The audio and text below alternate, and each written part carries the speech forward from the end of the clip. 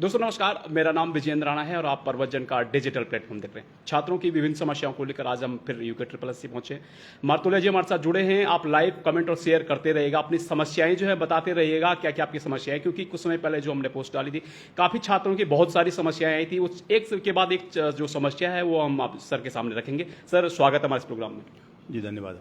Sir पहले तो बात वीडियो बीपीडीओ जो है एग्जाम पर करेंगे। 9 तारीख को जो एग्जाम होने वाला है, क्या उसके एडमिट कार्ड क्या कब से जारी होंगे? कुछ छात्र कह रहे हैं कि अभी उनके मन में संशय बना हुआ है। नहीं, ये संशय नहीं होना चाहिए। एडमिट कार्ड आज हम लोगों ने शुरू कर दिया है जी जी। और अपने संवाद में डाल दिया है। लोग कैंडिडेट जो हैं, अभ्यर्थी जो हैं, वो अपने एडमिट कार्ड को डाउनलोड कर सकते हैं। सर बात कही जा रही थी कि ऋषिकेश में और जो हरिद्वार में जो बात कही जा रही थी कांवड़ मेले की, वो पटकथा कहीं वो मुझे लगता नहीं कि वो कहीं अब सच बैठी। नहीं, वो बेसिकली हरिद्वार में हो सकता था, ट्रैफिक प्रॉब्लम हो सकती थी और इसीलिए हम लोगों ने पुलिस महानिदेशक महोदय से भी बात किया था। तो ये तय हुआ कि उनके हिसाब से, क्योंकि नेचुरली मतलब हरिद्वार में नहीं हो सकता, कांवड़ रहेगा, भीड़ रहेगी, लोगों को दिक्कतें होंगी, ऋषिकेश में भी बहुत प्रेशर रहेगा। तो इसके लिए वो दोनों सेंटर के जो लोग हैं, देहरादून के तो पहले देहरादून डिस्ट्रिक्ट ने शिफ्ट कर दिया, लेकिन हरिद्वार को हम लोगों ने हरिद्वार, उधम सिंह नगर और पौड़ी में शिफ्ट करने की कोशिश की है और 9 तारीख को एग्ज़ाम अपने समय से होगा। सर बहुत सारी परीक्षाएं ऐसी हैं जहाँ जो है वेटिंग का लोग अभ्यर्थी इंतजार कर रहे हैं, तो क्या आप क्या कहेंगे? इन वेटिंग कब तक जारी होंगे विभिन्न विभागों की वेटिंग लिस्ट?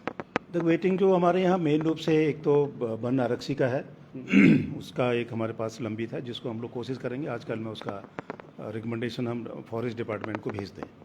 दूसरा एलटी का था जिसमें 3 क्वेश्चन चैलेंज हुए थे कोर्ट में, जिसमें उसमें हमारी एक मीटिंग 30 तारीख को होगी विशेषज्ञों की, एक आज मीटिंग है हमारी, और उसके बाद दोनों का एक्सपर्ट की रिपोर्ट के आधार पे हमें रिपोर्ट कोर्ट को सबमिट करके अगले मेरे ख्याल से हफ्ते 10 दिन में उसका रिजल्ट निकल जाना चाहिए हमारे यहाँ। सर जल निगम की एक भर्ती था, उसके विषय में भी जो है अभी तक उसके रिजल्ट के विषय में छात्र जानना चाहते हैं कि ये कब तक जो है रिजल्ट आ पाएगा? उसको हम कोशिश करेंगे अगले सप्ताह करीब 13-14 तारीख तक उस पर भी हम फाइनल निर्णय ले लें और लेंगे भी, हम लोग निपटाएंगे उसको भी। छात्र अपनी जो है समस्याएं रखते रहिए, क्योंकि मेरे फ़ोन पे नेटवर्क की प्रॉब्लम आ रही है। मैं कैमरामैन से कहूँगा जो है आप इस फ़ोन को जो है इसमें थोड़ा सा नेटवर्क इश्यूज देखें, और जो छात्र जो अपनी समस्याएं रखना चाहते हैं उन छात्रों की जो हम समस्याएं जो पढ़ेंगे, एक एक करके सारे सवाल हम लेंगे, और आप कमेंट्स जरूर कीजिएगा, शेयर जरूर कीजिएगा, लाइक जरूर कीजिएगा और बताइएगा कि जो आपकी समस्याएं हैं क्या क्या आपकी समस्याएं। सर रेशम विभाग के बारे में भी थोड़ा छात्र जानना चाहते हैं, रेशम विभाग के बारे में क्या आगे क्या प्रोग्रेस? नहीं, वो भी लंबित है हमारे पास, और मेरी कोशिश ये है कि हम लोग जुलाई के बाद कोई भी पुराना चीज़ पेंडिंग ना रखें। कोशिश करूंगा मैं 9 तारीख के बाद जितने भी पेंडिंग हमारे पास हैं उन सब का निपटारा हो जाए। सर वाहन जो परिचालक परीक्षा है इसके विषय में क्या जानकारी है? सर ये बहुत सारे छात्र कह रहे हैं। नहीं, उस पर अभी कोई निर्णय हमने नहीं लिया है। मैं 9 तारीख को एग्ज़ाम हो जाता है, फिर वाहन चालकों के बारे में उस पर फिर विचार करूंगा जो भी होना है उसमें। अभी तक हम वाहन चालकों वाली परीक्षा को अभी हम लोगों ने टच नहीं किया है। जी sir. Sir jolly Reddy ji कह रहे हैं कि कनिष्ठ सहायक की नियुक्ति कब होगी? कनिष्ठ सहायक की नियुक्ति भी बहुत ज़्यादा समय नहीं लगेगा, केवल क्योंकि 189 उसमें हर कैंडिडेट का अपने अपने चॉइस थी, कहाँ मैं जाऊँ कहाँ मैं न जाऊँ, मेरिट के हिसाब से उनका आवंटन था। एक आवंटन हमने पहले किया था, उसमें कुछ त्रुटियाँ रह गई थी और उसको हम नए सिरे से कर रहे हैं और नेक्स्ट वीक में उसका रिजल्ट चला जाएगा। सर अब पुलिस भर्ती में भी वेटिंग की बातें कही जा रही है, तो क्या वेटिंग लिस्ट लगाई जाएगी या इस प्रकार का कोई पटकथा? पुलिस की भर्ती हमारे पास केवल हेड कांस्टेबल की है, रेडियो वाली, उसके अलावा कोई लंबित नहीं हमारे पास, और उसकी भी रिजल्ट हम लोग अभी बहुत जल्दी शुरू करेंगे। सर अधिकांश जो मैसेज आ रहे हैं कनिष्ठ सहायक को लेकर छात्र बहुत परेशान है, 746 पदों को लेकर अभी भी छात्र बहुत परेशान है। अमूमन जितने कमेंट्स हैं सारे कनिष्ठ सहायक को लेकर आ रहे हैं। एक बार दोबारा हम जानना चाहते हैं कनिष्ठ सहायक का सर ये आखिर ये अड़चन आई क्यों, इतना समय क्यों लग गया? सर देखिए, कनिष्ठ सहायक में सबसे बड़ी दिक्कत क्या आई कि इसमें केवल 189 उसमें चॉइस थी लोगों के पास, डिपार्टमेंट की कौन कहाँ जाना चाहता है। तो मेरिट के हिसाब से उनका आवंटन करना एक बहुत बड़ा काम है। इसमें शुरू के 2 दिन हम लोगों ने ऑफलाइन की कोशिश की, उसके बाद हम लोगों ने कहा कि ऑनलाइन भी दे सकते हैं, बहुत समय लग रहा था उसमें। तो उसमें फर्स्ट फेज के आवंटन में हो सकता है मेरिट के हिसाब से किसी को अपना चॉइस करना मिला हो, तो उसको हम दोबारा रिव्यू कर रहे हैं, क्योंकि उसमें दोबारा डीवी भी हुई थी करीब 30-35 लड़कों की, और अब हम कोशिश ये कर रहे हैं कि फुल प्रूफ उनके चॉइस के हिसाब से, उनके ऑप्शन के हिसाब से, मेरिट के हिसाब से उनका आवंटन हो।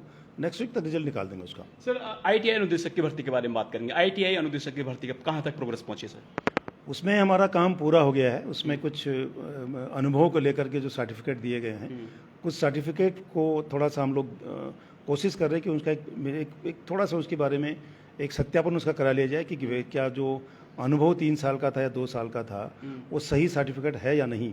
हम उसका ज़्यादा बच्चे नहीं हैं, उसका मेरे ख्याल से अगले हम भेज चुके हैं। जैसे उनका रिजल्ट निकलता है, उनका आती है हमें आख्या, उसके बाद निकाल देंगे उसको भी। रिजल्ट हमारा तैयार है। सर क्या इसमें भी कुछ कहा जा रहा है कि कुछ जो सर्टिफिकेट बनाए गए हैं उसमें भी कुछ गठजोड़ या झालमेल की बातें कही जा रही हैं? नहीं, झालमेल तो नहीं कह सकते, लेकिन सर्टिफिकेट कुछ सर्टिफिकेट पर हमको डाउट है, तो उसका क्लेरिफिकेशन, उसका जस्टिफिकेशन, उसका सर्टिफिकेशन या उसका प्रमाणित करने के लिए हम जिसने वो इशू किया उनको भेजा है हम लोग। सर एक जो है एक अभ्यर्थी पूछ रहे हैं कि सर वीडियो और वीपीडीओ की जो हाई कोर्ट में जो सुनवाई हुई है उसका क्या परिणाम निकला?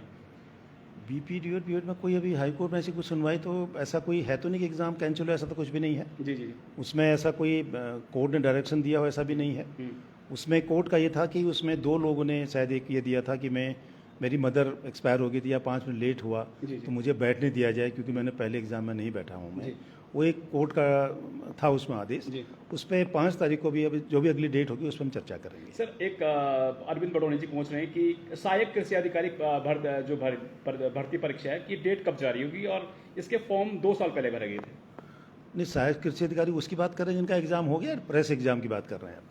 सर ये एक्चुअली ये दोबारा मैं इनसे कहूंगा कि आप कमेंट्स करें किस विषय में आप कह रहे हैं। सर हम दोनों पक्ष जानेंगे कि अब दोनों पक्ष जो है क्योंकि क्लियर हो जाए। नहीं, पुराना रिजल्ट तो देखिए ना, उसमें सहायक कृषि अधिकारी और रेशम में थोड़ा विवाद था क्योंकि कुछ लोगों ने क्या किया, कृषि अधिकारी ज्वाइन कर लिया, लेकिन कृषि अधिकारी में शायद 1 या 2 साल तक उसको स्टाइफन मिलता था, पे नहीं मिलती थी। तो वहाँ गए तो उनको पता लगा, उन्होंने वहाँ छोड़ दिया। फिर रेशम में प्रॉब्लम नहीं थी तो वो उस पर चल रहा, वो भी हम लोग इसी महीने उसको भी खत्म कर देंगे जो भी काम कर रहे हैं। सर विक्की चौहान जी कह रहे हैं कि सर 1 आरक्षी की 93 पदों पर वेटिंग कब तक आएगी, हम लंबे समय से इंतजार कर रहे हैं।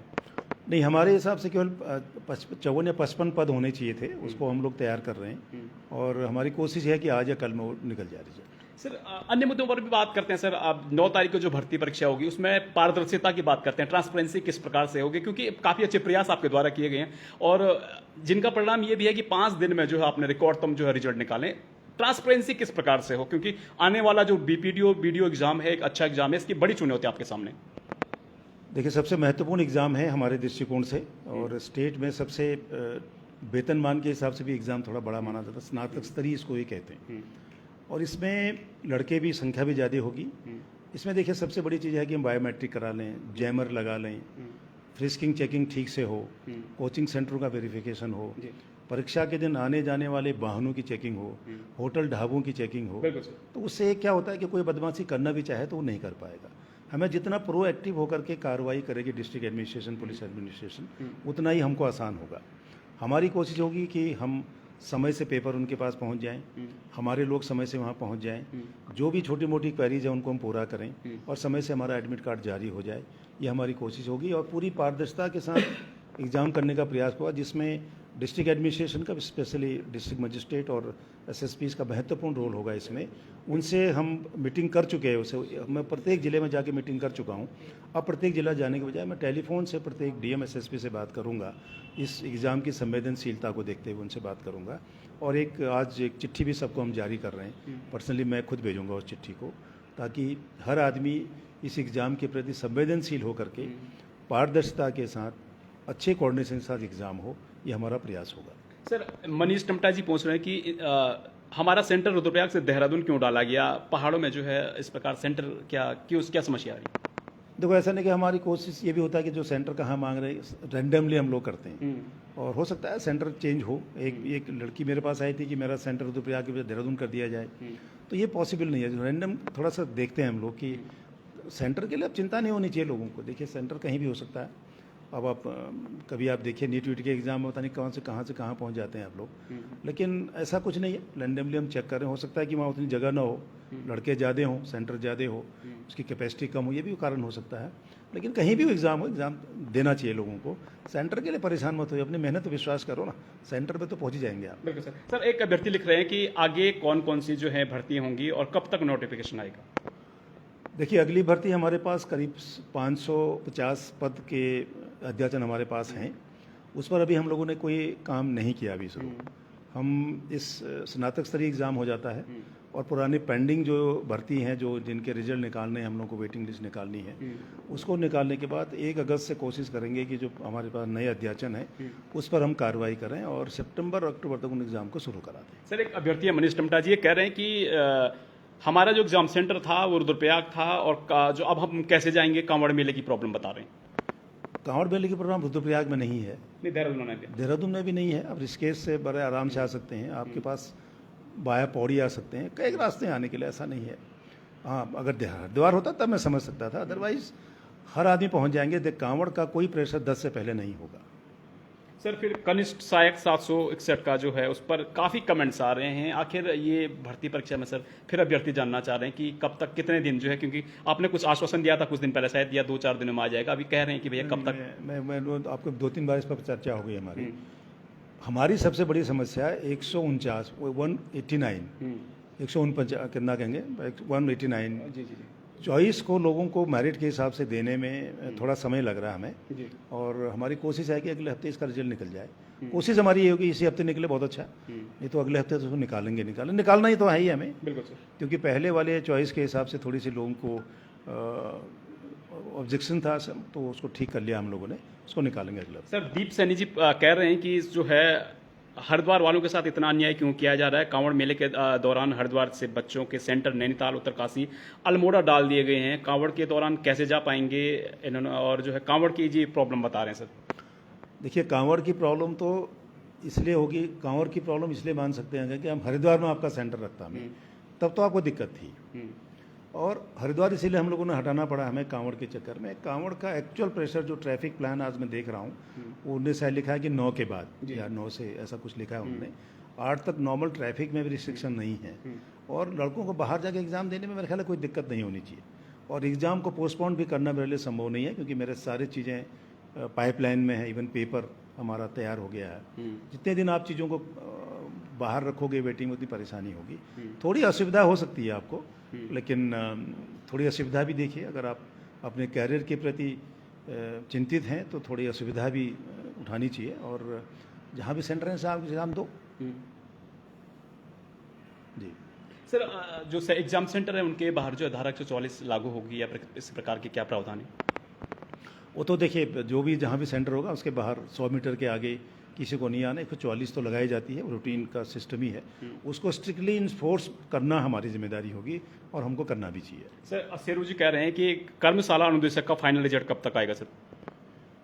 कर्मशाला रिजल्ट मैंने आपको बताया, मैंने कुछ सर्टिफिकेट का वेरिफिकेशन के लिए भेजा है, जैसे वो निकलता है वो मैं तुरंत उसका रिजल्ट निकाल दूंगा। सर, एक मोनू कुमार जी कह रहे हैं कि हरिद्वार से उत्तरकाशी कैसे जाऊँ सर, मुझे पैसे कौन देगा? अब आप देखिए, ये तो बहुत मुश्किल क्वेश्चन है कि मैं कहाँ आप जाओगे, कैसे गाड़ी में जाओगे, किसकी गाड़ी में जाओगे, ये नहीं हो सकता। जी बिल्कुल सर। अपनी व्यवस्था करिए ना आप, ऐसा क्या दिक्कत है इसमें कि अब मैं आपको फिर वहाँ कहेंगे मैं रुकने की व्यवस्था भी करो, ये नहीं, इतना कंफर्ट नहीं होना चाहिए भाई कि भाई मेरे लिए रुकने की व्यवस्था करो, मेरे लिए गाड़ी भेजो, बड़ा मुश्किल काम है। देखिए, री एग्ज़ाम में आपको फ्री ट्रैवल का गवर्नमेंट ने सुविधा दिया है। अगर आप रोडवेज की बस में रुद्रप्रयाग अगर आप उत्तरकाशी जाते हैं तो आपसे किराया नहीं लिया जाएगा, ये गवर्नमेंट ने पहले डिसाइड कर रखा है। ये बात जो आप कह रहे हैं, एक्चुअली पिछली बार जब छात्र गए थे तो छात्रों को जो है रोडवेज वाले सरकार ने ऐलान तो किया था, पर रोडवेज की जो बसें हैं वो रोकते ही नहीं छात्रों के लिए कि जो है घाटा न हो जाए। अब उनको क्या पता यार एग्ज़ाम देने वाला है नहीं वाला है, ये बड़ा मुश्किल। अब स्टेशन में खड़े रहोगे तो गाड़ी रुकेगी, लेकिन वो फ्री काफ़ी लोगों ने किया, उसका बिल रेज किया है रोडवेज ने, और है बिल्कुल सुविधाएं हैं भाई। आप फ्री ट्रैवल करो, रोडवेज की गाड़ी में जाओ, फ्री ट्रैवल करो। वही बात आ रही सर, बस भी होनी चाहिए स्टैंड पर, ये कह रहे हैं अभ्यर्थी की जो है बस तो होनी चाहिए, तभी तो जाएंगे हम। तो रोडवेज की बसें चलती हैं, बिल्कुल जाती हैं। आप फ्री बस चलाने की भी कुछ अभ्यर्थी बात कह रहे हैं कि देखो ये नहीं हो सकता। देखिए मैं बस देखिए, आप फिर कल कहे साहब मैं जीप में अकेले टैक्सी लेके जाऊंगा, कहाँ से गवर्नमेंट करेगी भाई?